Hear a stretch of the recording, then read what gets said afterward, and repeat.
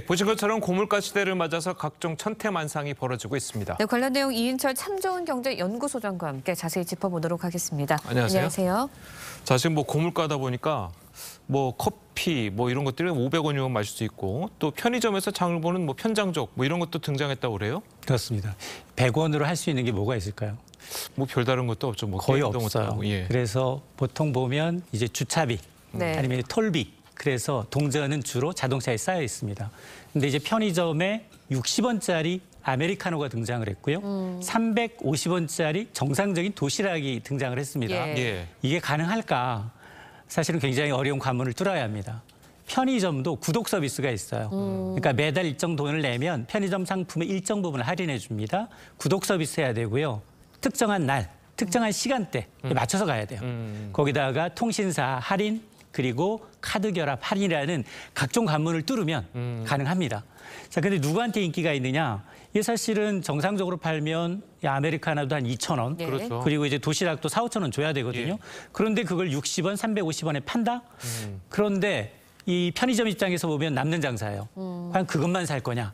와서 다른 것도 집어 담는다는 겁니다. 그러니까 편의점 입장에서는 PB 상품, 가격 거품을 뺀 PB 상품 개발에 열을 올리고 있고, 또 여기다가 짠물 소비에 익숙한 2030, 야, 어떤 이 편의점에 지금 신상이 들어왔다라는 가장 빨리 아니 이해관계가 맞아 떨어지고 있는 겁니다.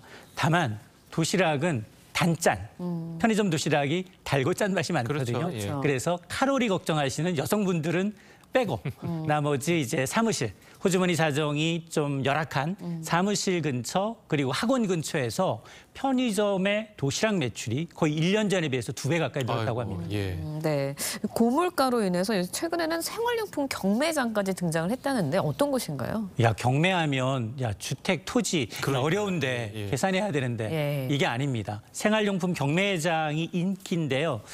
생활용품 경매장에는 이른바 이제 중고 제품도 있지만 리퍼 제품, 약간 스크래치 난 제품. 예. 리퍼라는 건 고객의 변심에 의해서 포장만 뜯은 거예요. 거의 내용물은 똑같습니다. 이런 걸 반값 이상을 할인해 준다고 하니까 보통 보면 이제 평일에도 그렇고 주말에도 그렇고 수천 명씩 방문하는데 주로 보면 50% 이상은 중장년층 이상 어르신들이 단골이었는데 최근 들어서 20, 30대가 찾는 발길이 좀 잦아지고 있어요. 이유를 보니까 실수요자들이요. 불경기가 너무 지나치게 이제 오래되다 보니까 사치품보다 꼭 필요한 가전제품을 여기서 사는 알뜰족들의 발길이 좀 늘고 있고 예. 특히나 최근 들어서는 재테크 수단입니다. 약 경매로 아주 저렴하게 가전제품을 사다가 중고시장에 되파는 젊은 층까지 생기고 있습니다. 예. 자, 그래서 지금 네. MZ 세대들의 이제 절약법이 이제 입소문을 타고 있는데 이런 거지방이라는 네. 게 있다고 그래요. 그게 도대체 어떤 방입니까? 그렇습니다. 이게 서로 모르는 사람들이 자신의 지출 내역, 예. 지출 내역을 공개하고 그리고 서로의 절약 습관을 공유하는 SNS상의 오픈 채팅 방입니다. 예. 지난해 소비 전혀 하지 말자. 예. 무지출 챌린지의 어떤 진화된 업그레이드된 버전이다라고 알 수 있는데요. 소비를 극단적으로 이제 줄이려는 사람들이 모여서 한 달 지출 목표를 정해놓고 하루하루 지출 내역을 이제 낱낱이 공유하는 방식인데 자, 돈을 잘 아꼈다라고 하면 서로 격려해줘요. 그 예. 비법이 뭐냐? 그런데 야, 오늘은 불가피하게 택시 탔어. 대중교통수단을 못 이용했어. 야, 오늘은 접대 때문에 비싼 커피를 먹었다. 이러면 힐책도 날아옵니다. 아이고. 자, 그러다 보니까 지금 경제가 어려워진 20대가 주 타겟이에요. 20대의 경우에는 사실 일자리도 별로 없잖아요. 근데 지난해에는 영끌한다고 빚내서 투자했는데 손해보고 있단 말이에요.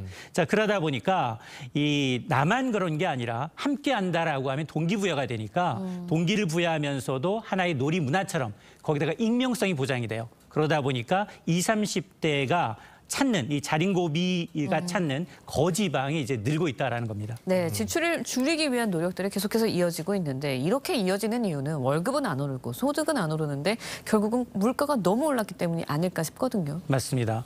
지금 올 통계청이 1분기 자료를 보니까 도시근로자들의 실질 소득이 3% 증가에 그쳤는데요. 사실 물가가 감안하지 않다면 도시근로자들의 월평균 소득은 1년 전에 비해서 8.2%나 늘었습니다. 한 618만 원 정도 소득이 늘었는데 물가가 1분기 한 5% 가까이 올랐단 말이에요. 그걸 빼니 한 소득이 560만 원으로 줄었어요. 3.3% 증가에 그치고 있는데 물가 때문에 한 달 한 260만 원 가량이 이제 증발했다라는 겁니다. 근데 고금리 고물가의 충격은 취약계층한테 가장 타격이 큰데요. 전 근로자들이 물가를 감안해도 그래도 3% 정도 소득이 늘었는데 소득 하위 20%에 해당하는 1분위의 경우는 오히려 1년 전에 비해서 소득이 0.6% 줄었습니다.